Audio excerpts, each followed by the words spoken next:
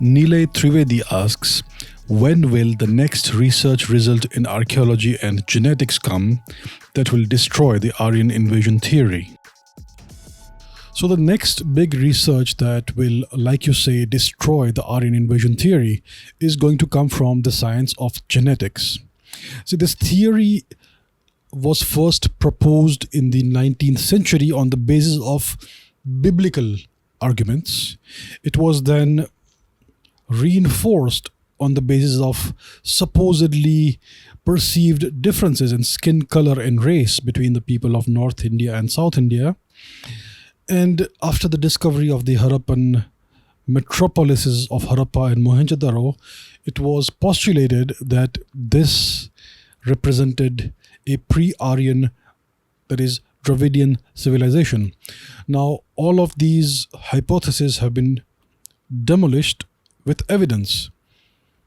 So there is no evidence that proves that there was an invasion by Aryans or even a migration by Aryans. There is absolutely nothing in the archaeological record that proves or supports any such hypothesis.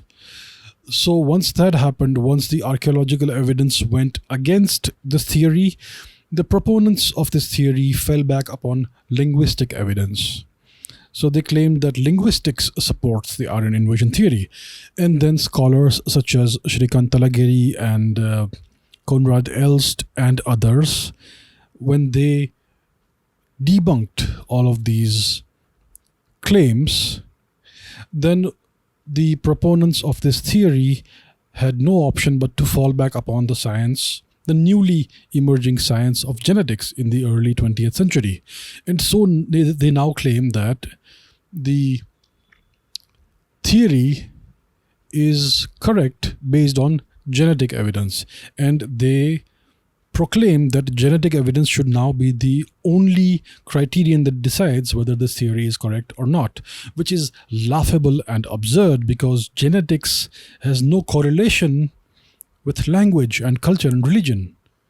Right, if an Indian person learns how to speak Japanese, their genes and their DNA will not convert to being Japanese. It will stay Indian, it will remain Indian. If an Indian person converts to Christianity, their DNA will not become Christian, right? It will still remain Indian.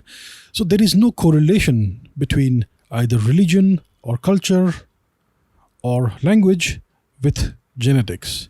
And yet these people make this claim, this argument that the Aryan invasion theory is correct based upon genetic evidence.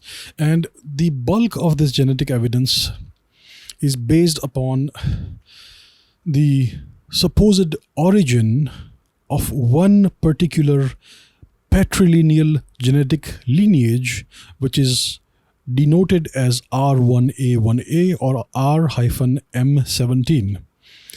So this is a genetic lineage. This is the most successful genetic lineage in the history of humankind. Its members today number in the hundreds of millions or possibly even a billion. And this lineage originated in one single male at some point in time, several thousand years ago. And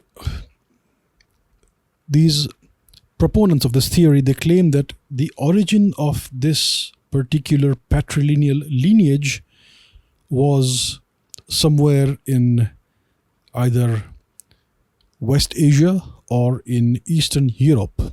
So that's what they claim. And that's why they say that, and what we have is that a significant proportion of India's male population carries this lineage. A very high proportion of India's male population carries this lineage, and this genetic bloodline is found in high castes as well as low castes, in northern Indians as well as southern Indians. It's found everywhere. So on the basis of the supposed origin of this lineage somewhere in Western Asia or in Eastern Europe, these people claim that the Aryan invasion of India did happen. Now, a team of Indian scientists is currently in the process of publishing the results of a very large study of Indian genetics. I believe it has several thousand samples. So it gives you a statistically relevant data set. And on the basis of this data, they will be able to show whether R1A1A originates in India or not.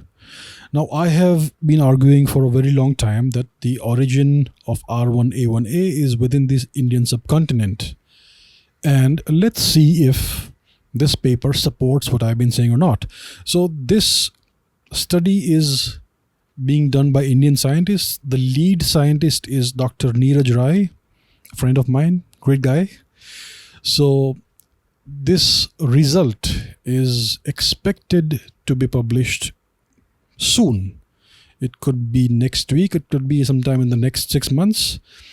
Once you submit a paper for publication, it's no longer in your hands. It goes through a review process. They may ask for revisions, whatever. So we don't know how long it will take, but we can expect it sometime in the forthcoming months.